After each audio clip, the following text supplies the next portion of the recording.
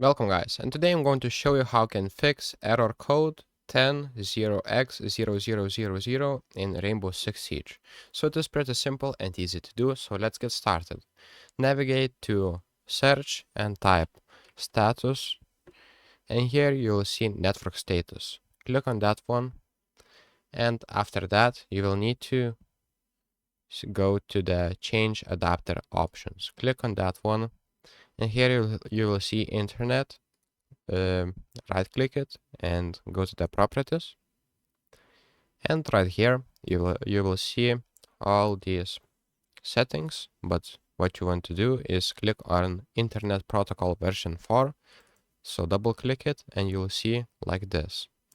And what you'll need to do is select use the following DNS server address and type 111 and 1001. Click OK, click OK, and everything should be perfect now.